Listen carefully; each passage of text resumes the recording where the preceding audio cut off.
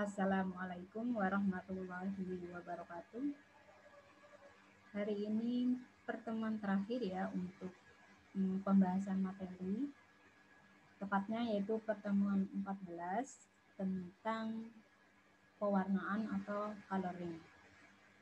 Nah, nanti akan saya bahas untuk materi pewarnaan ya atau coloring. Nah, sebelum saya bahas ke slide DSI, saya beri materi tambahan dari saya dulu terkait dengan pewarnaan atau coloring. Untuk memperjelas materi ya, saya beri tambahan sedikit, tidak banyak kok, hanya sedikit saja, yaitu terkait dengan pewarnaan atau coloring. Oke, silahkan diperhatikan.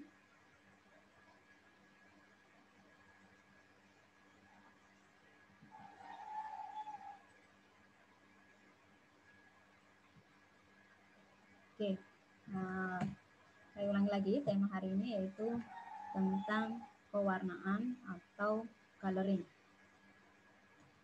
Apa itu grade coloring atau pewarnaan? Nah, di sini grade coloring adalah problem klasik ya dalam algoritma tentang bagaimana caranya mewarnai grade dengan warna yang berbeda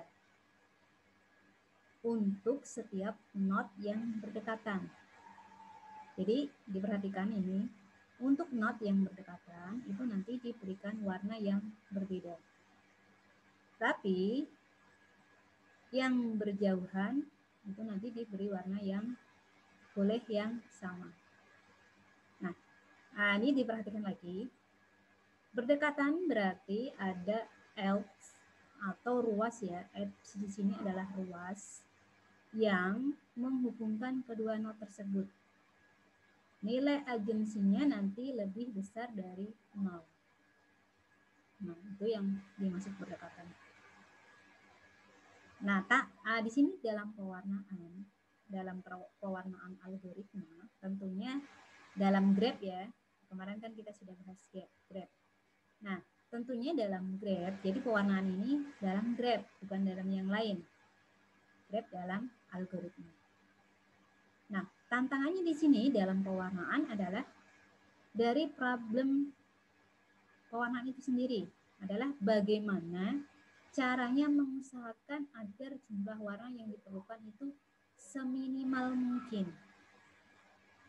Itu ya. Jadi warna yang digunakan nanti itu adalah warnanya dibuat seminimal mungkin. Jadi tidak banyak. Kalau banyak nanti membingungkan. Jadi di sini warnanya dibuat seminimal mungkin. Ya, minimal 3.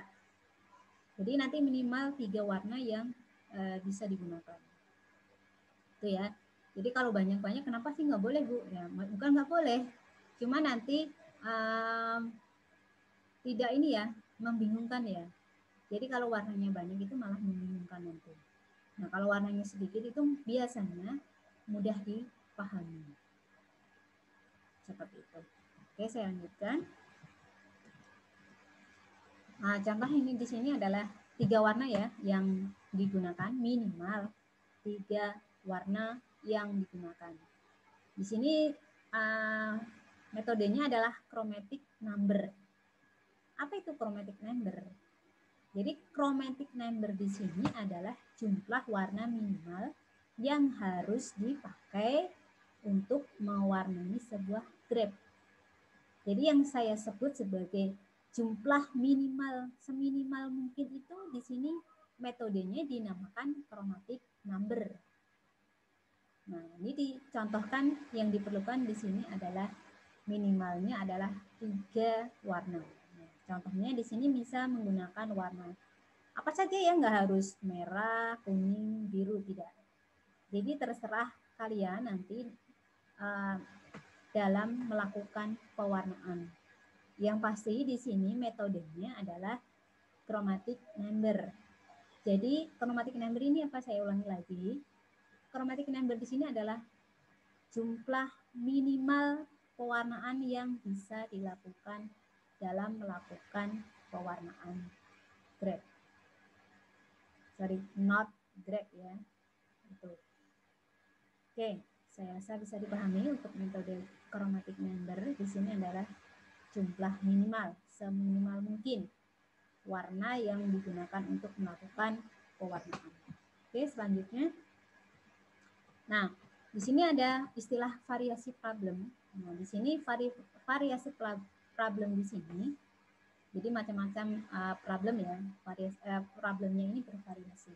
Bisa di ruasnya, bisa di region coloringnya. Jadi nanti untuk melakukan pewarnaan itu bisa di node-nya, bisa di region-nya, area ya. Jadi region ini adalah area. Nah, oke, yang pertama edge coloring. Di sini bukan node yang diwarnai melainkan edge-nya.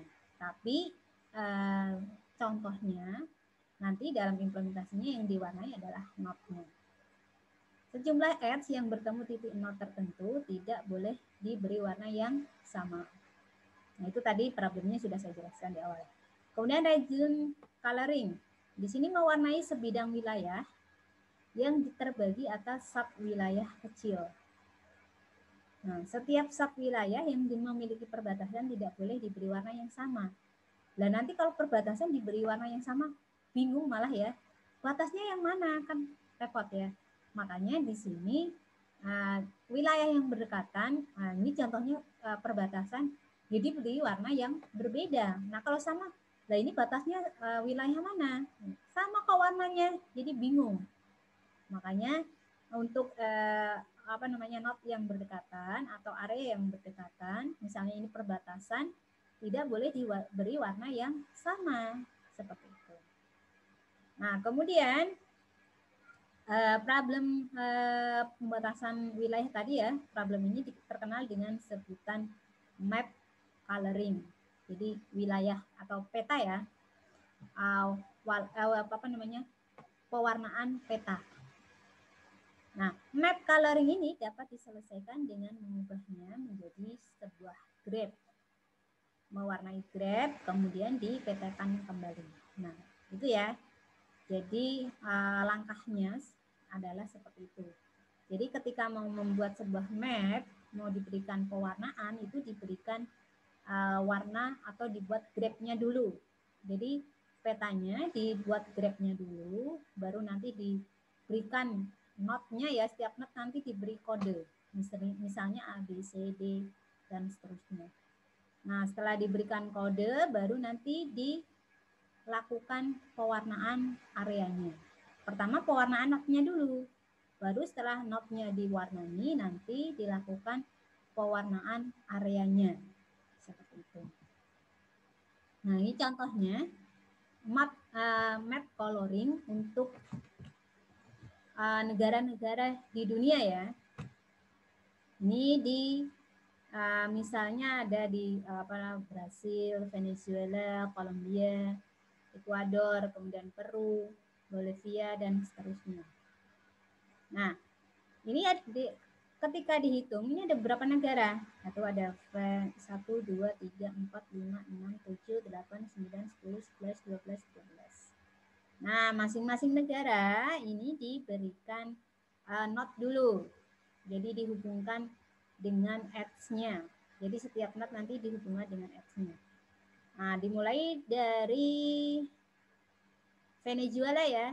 Venezuela ini dimulai dari Venezuela.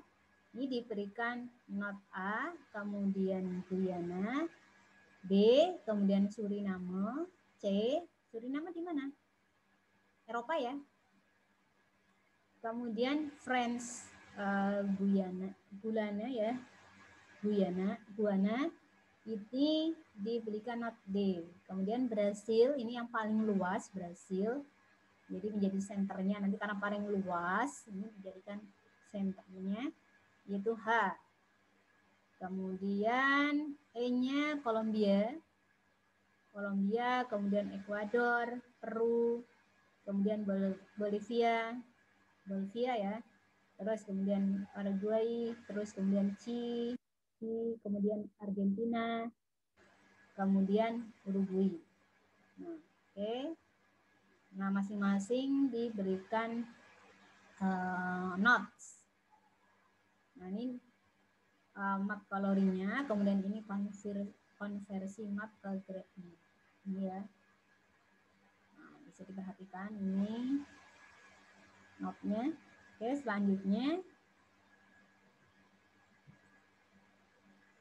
Nah, ini ada step by step-nya. Urutkan note dalam sebuah grade berdasarkan jumlah edge garisnya ya, yang menghubungkan, yang terhubung padanya secara descending. Descending itu dari besar ke kecil. Kalau ascending itu dari kecil ke besar. Kemudian berdasarkan urutan di atas, warna semua not dalam grade dengan warnai semua not dalam grade dengan warna 1 jika sebuah not tidak berbatasan dengan not yang sudah berwarna 1. Yang ketiga, ulangi proses ini untuk warna 2, warna 3, dan seterusnya hingga semua not telah diberi warna. Oke, selanjutnya ini hasilnya. Ini ya hasil pewarnaannya. Oke, jadi menggunakan 3 warna yaitu kuning, hijau, kuning, hijau, merah, pink, biru. Jadi 4 warna ya. 4 warna itu banyak atau sedikit? Nah, tadi saya katakan minimal 3 ya. Minimal 3. Nah, ini ada kok 4 tuh. Ya. 4 itu masih tergolong banyak atau sedikit? Nah, masih bisa diingat-ingat ya kalau 4 ya. Ya, kalau 10 udah ribet. Tapi kalau misalnya ya paling enak ya 2, 3, jangan 1. Kalau 1 ya enggak. 2, 3, nah itu paling mudah diingat. Nah, 4, 5, 6, masih bisa diingat juga? Bisa ya? Nah, bisa. Jadi di sini ya minimal 3 lah. Nah, kalau boleh lebih dari itu ya silahkan. Kalau misalnya mau 4, mau 5, asal jangan lebih dari itu. Kalau 7, 8 itu kan sudah lumayan banyak ya. Jadi mengingatnya susah. Nah, ini misalnya yang tadi ya, negara-negara tadi.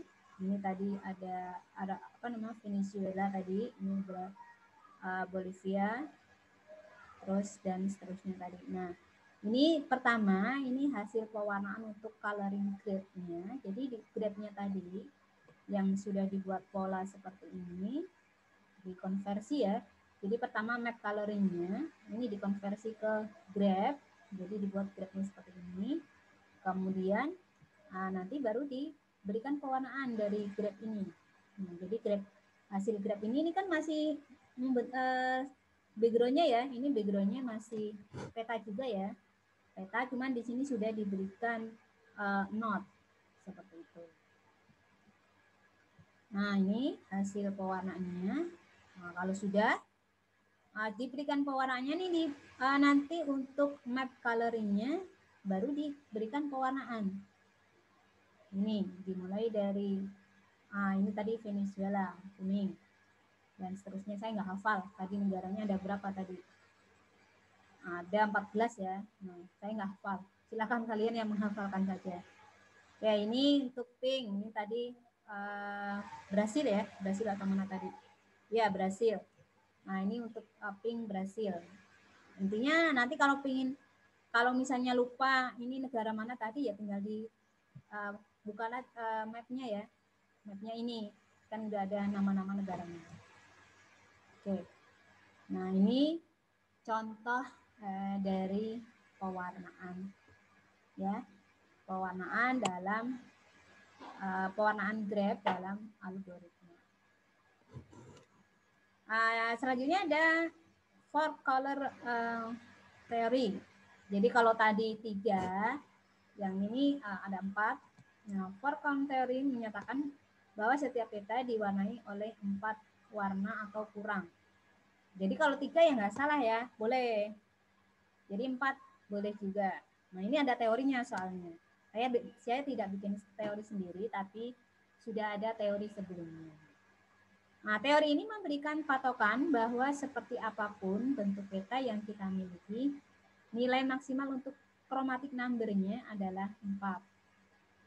Meskipun pernah dicoba dengan menggunakan komputer, teori ini belum dapat terbukti kebenarannya secara matematika. Beberapa kasus, setiap adanya negara yang memiliki wilayah terpisah menjadi salah satu argumen para ahli yang tidak mempercayai teori ini.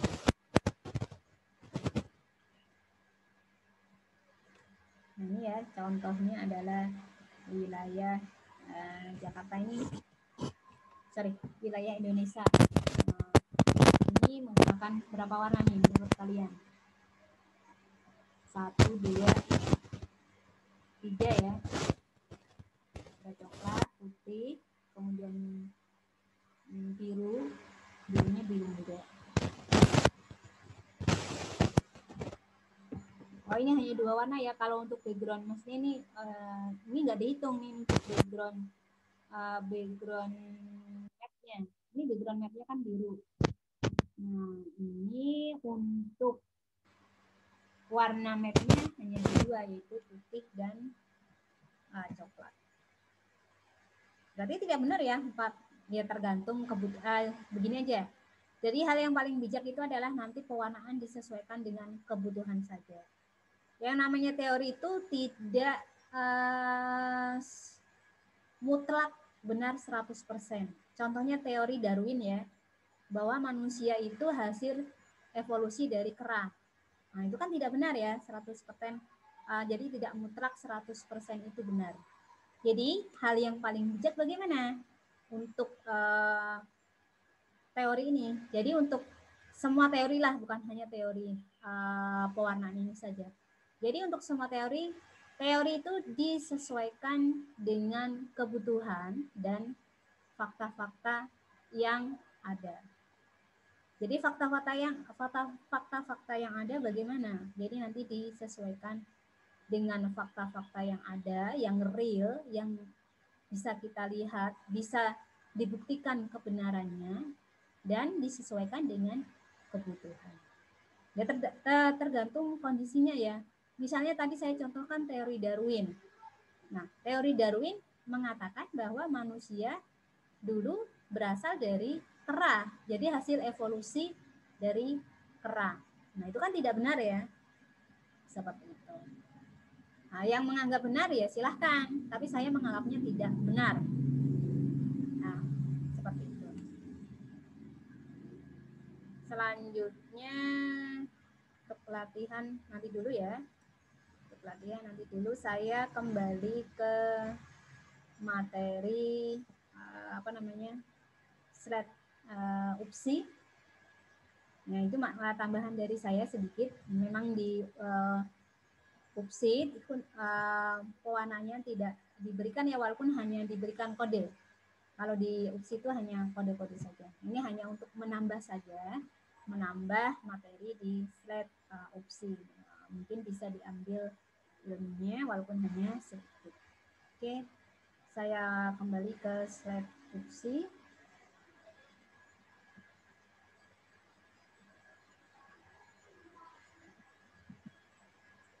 Oke, silakan diperhatikan masalah pewarnaan. Kalau di UPSI kasusnya lain ya, bukan map, tapi kasusnya nanti adalah lampu lalu lintas.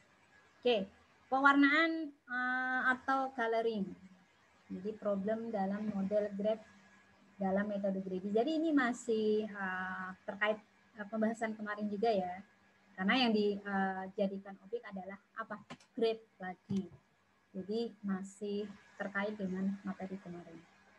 Oke, pewarnaan. Di sini problem pemberian warna kepada semua simpul ya. Sedemikian sehingga dua simpul yang berdampingan pada ruas menghubungkan ke dua simpul tersebut. Nah, ini mempunyai warna yang berbeda. Tadi kan sudah saya bahas.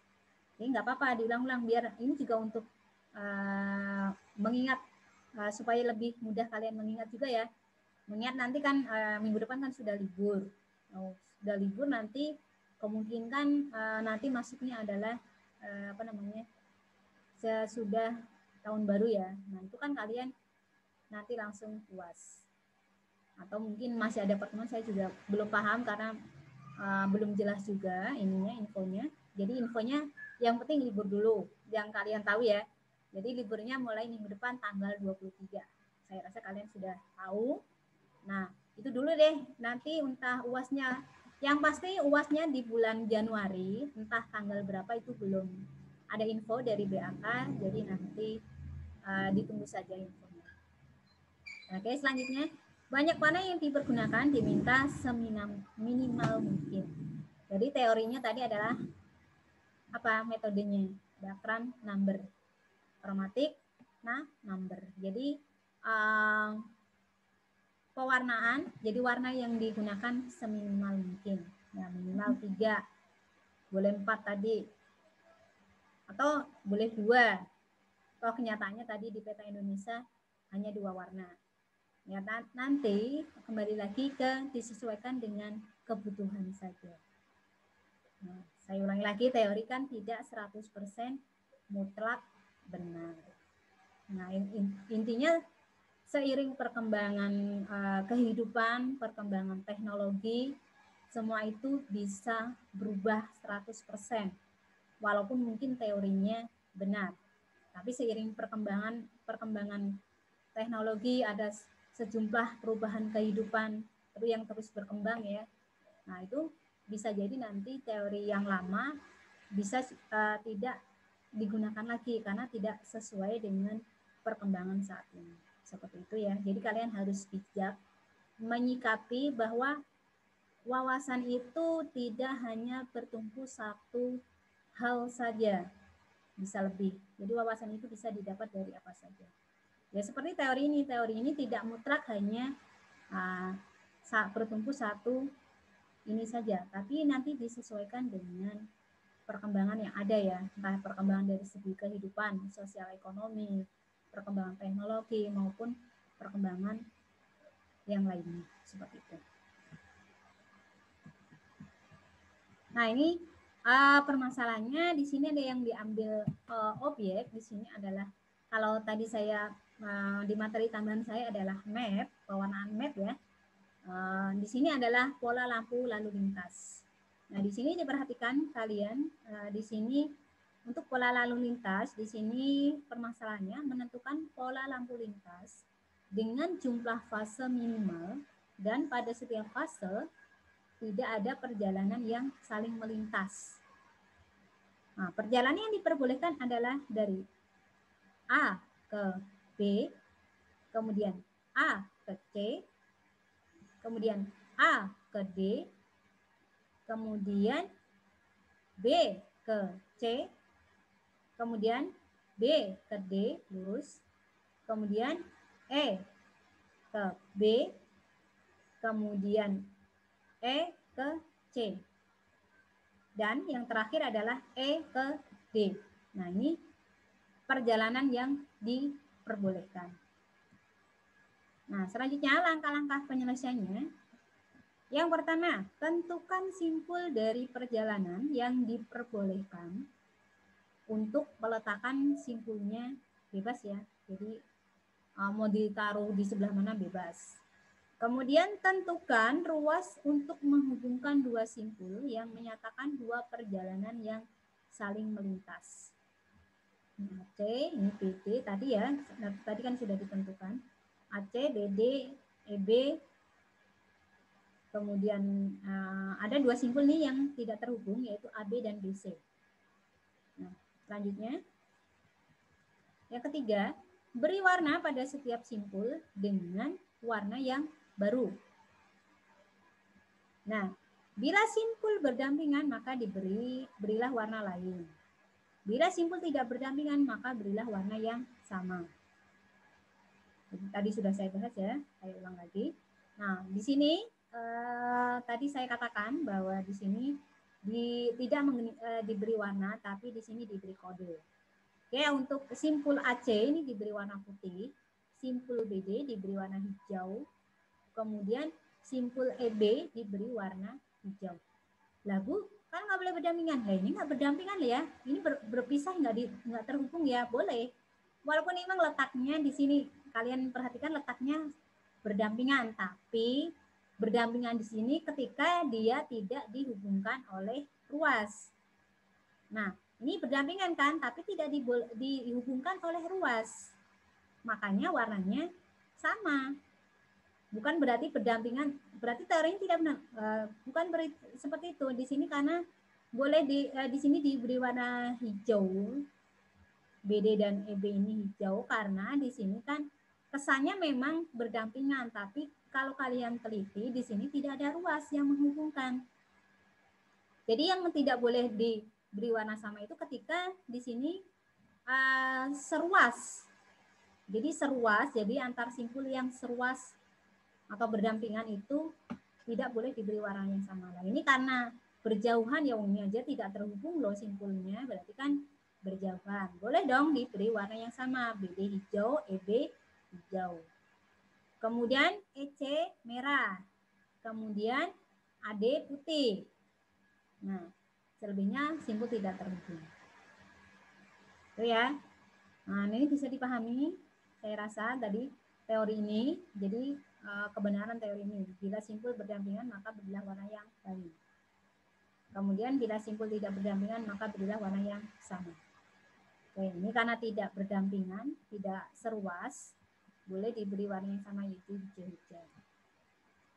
Nah, yang keempat, kita melihat bahwa simpul AB, BC, dan ED tidak dihubungkan oleh suatu ruas. Jadi untuk simpul tersebut tidak pernah melintas perjalanan lain atau tidak dilewati ya. Dan simpul tersebut selalu berlaku lampu hijau. Nah, yang kelima, tentukan pembagian masing-masing simpul yang sudah diberi warna. Tadi putih tadi AC dan AD. Kemudian hitam. Hitam di sini ternyata ya bukan hijau. Kan sama-sama H, saya pikir hijau. Oke, hitam di sini ada BD dan EB. Kemudian merah ada EC. Nah, ini untuk pembagian warnanya. Bisa diingat-ingat. Hanya ada 5 simpul ya. 5 simpul yang sama yaitu AC dan AB hitam, BD dan EB yang beda yaitu EC merah. Hanya satu simpul. Catatan. Di sini ada catatannya. Pembagian simpul berdasarkan simpul yang tidak langsung berhubung seminimal mungkin. Bisa dilakukan dengan beberapa kemungkinan. Langkah ke-6. Dari langkah kelima diperoleh 3 fase, sehingga bisa kita simpulkan keseluruhan situasi dan hasilnya dapat dinyatakan dengan fase 1, hijau, AC, AB, BC, ED. Ini bukan hijau ya, hitam tadi ya, di atas ya. Ini nggak konsisten ini slide-nya. Nah, kemudian merah, BD, EB, EC. Kemudian fase kedua, hitam ya, bukan hijau. BD, EB, AB, BC, ED. Merah. Kemudian AC, AD, EC. Kemudian fase ketiga dan seterusnya. Nah, itu contoh yang pertama. Masih bingung? Kalau masih bingung, saya ulas kembali. Nah, di sini teorinya yang perlu digarisbawahi adalah dalam melakukan pewarnaan, jika notnya seruas atau berdekatan, itu tidak boleh diberi warna yang sama. Warnanya harus beda. Tapi kalau notnya berjauhan, itu boleh diberi warna yang sama. Seperti itu. Nah, contohnya yang saya contohkan tadi adalah perbatasan wilayah ya. Nah, perbatasan wilayah ini kan misalnya berdekatan. Misalnya antara perbatasan Jakarta Utara sama Jakarta Pusat misalnya. Nah, itu misalnya berdekatan. Jadi kalau diberikan warna yang sama, ini membedakan yang Jakarta Pusat yang mana, yang Jakarta Utara yang mana. Seperti itu. Nah, makanya seperti itu ya teorinya ya. Simpel yang perlu dipahami ya hanya itu. Yang pasti itu kalau yang berdekatan tidak boleh diberi warna sama, kalau berjauhan boleh. Ingat tadi yang berdekatan simpulnya walaupun berdekatan, tidak ada ruas, berarti itu belum dikatakan berdekatan atau tidak seruas. Itu boleh warnanya sama. Nah, yang tidak boleh sama itu ketika seruas ya. Kalau beda ruas tetap boleh sama walaupun berdekatan. Nah, contoh yang kedua adalah pewarnaan penjadwalan ujian ya. Nah, di sini tabelnya terdiri dari baris dan kolom. Kolomnya ada 6, A, B, C, D, E, F.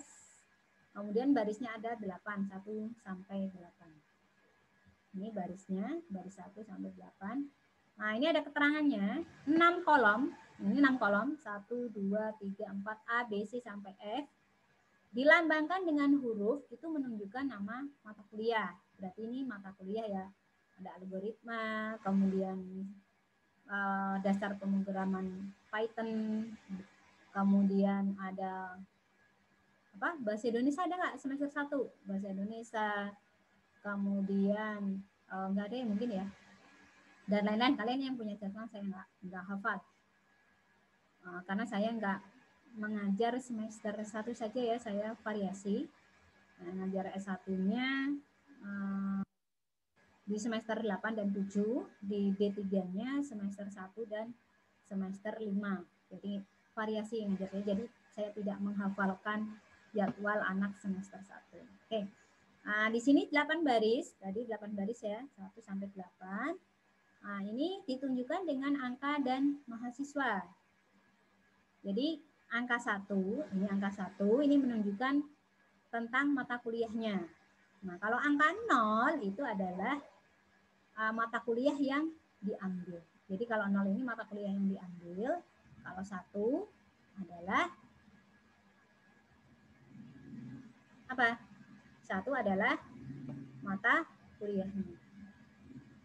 Jadi untuk mata kuliah A, jadi ada 1 ya di sini mahasiswanya. Nah, ini jumlah, jadi 1 sampai 8 ini adalah jumlah mahasiswa. Seperti itu. Nah, permasalahan tabel penjadwalan. Di sini ada mahasiswa yang mengambil 2 mata kuliah sekaligus. Kemudian tim pembuat jadwal harus membuat jadwal ujian yang sesuai agar jadwal ujian mahasiswa tidak bentrok. Kemudian syaratnya apa? Syaratnya tidak boleh ada mahasiswa yang mengikuti 2 ujian pada waktu yang bersamaan. Ya nggak bisa lah. Kalian bisa mah. Mata kuliah yang double bersamaan saja tidak ada, apalagi ujian. Nah, itu nggak boleh seperti itu.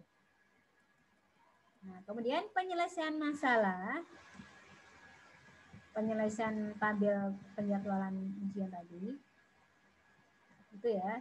Nah, ini penyelesaiannya menggambarkan simpul yang menunjukkan mata kuliah, membuat ruas atau garis penghubung yang menyatakan ada mahasiswa yang memilih kedua mata kuliah tersebut. Oke, pertama buat simpulnya dulu. Yang kedua, nah simpulnya dihubungkan. Dihubungkan ini menunjukkan mahasiswa tersebut ada yang mengambil mata kuliah tersebut. Nah, kalau tidak, simpulnya tidak dihubungkan, berarti kan tidak ada mahasiswa yang mengambil mata kuliah tersebut.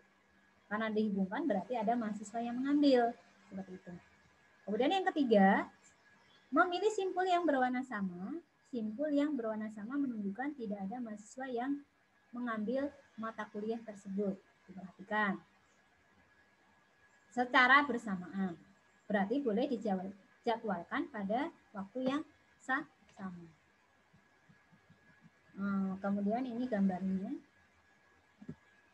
Nah, ini berarti ini ada simpul A terhubung simpul E dan simpul F. Berarti ini ada mahasiswa yang mengambil mata kuliahnya ya, karena terhubung semua. Ini tadi kan mata kuliahnya. Jadi A, B, C, D, E, F itu adalah mata kuliahnya. Nah, penjelasan dari graf, dari penjadwalan ujian tadi. Apabila terdapat 2 simpul yang dihubungkan, ruas, maka ujian kedua mata kuliah tidak dapat dibuat pada waktu yang bersamaan. Yang kedua, beri warna pada masing-masing simpul. Apabila warna berbeda diberikan pada simpul yang menunjuk pada waktu ujian yang berbeda. Nah, warna yang digunakan harus seminimal mungkin. Catatannya di sini simpul yang berdampingan tidak boleh diberi warna yang sama, ya. Nah, ini misalnya A, untuk mata kuliah A karena terhubung diberi warna putih, kemudian E merah, F merah. Ini tidak berdampingan ya karena beda ruas, makanya boleh sama MM. Kemudian D merah, C hijau, kemudian B putih. Nah, penjelasannya untuk warna merah untuk simpul tadi dihitung aja F, D, putih A dan B, hijau simpul C. Kemudian simpul C bertetangga dengan simpul B berwarna putih dan simpul B berwarna merah sehingga C diberi warna lain. Nah, penjelasan kita graf tabel penjadwalan ujian dengan warna. Nah, ini nanti kelompok simpul yang berwarna sama, warna yang sama artinya bisa dijadwalkan untuk ujian. Sehingga diperoleh hasil simpul merah F, E, dan D. Simpul putih A dan B. Simpul simpul hijau adalah C. Nah, untuk peletakan simpul bebas ya. Bebas, nggak ada ini. Yang mengindikasikan kan ruasnya. Nah, kalau yang penting ruasnya ini. Kalau peletakan bebas, kalau peletakan simpul bebas. Yang penting ruasnya kan sebagai indikasi yang menghubungkan. Nah, kalau misalnya sejajar, terhubung, ya berarti warnanya tidak boleh sama. Nah, terus kemudian boleh sama, tapi simpulnya, boleh diberikan warna yang sama, tetapi tidak ada terhubung ruas atau tidak terhubung ruas. Nah, itu warna yang digunakan juga bebas. Awal pemberian warna nanti mempengaruhi susunan zat. Oke, itu untuk materi hari ini mengenai pewarnaan ya atau coloring. Nah, dari 3 contoh yang sudah saya berikan. Contoh pertama tadi pewarnaan matte, contoh kedua adalah pewarnaan lalu lintas, kemudian contoh ketiga adalah pewarnaan penjadwalan ujian. Nah, oke, dari penjelasan saya tadi, silahkan jika ada poin yang masih belum jelas, bisa ditanyakan atau didiskusikan di WA Group. Oke, sekian materi yang bisa saya sampaikan hari ini. Materi terakhir ya, yaitu tentang pewarnaan.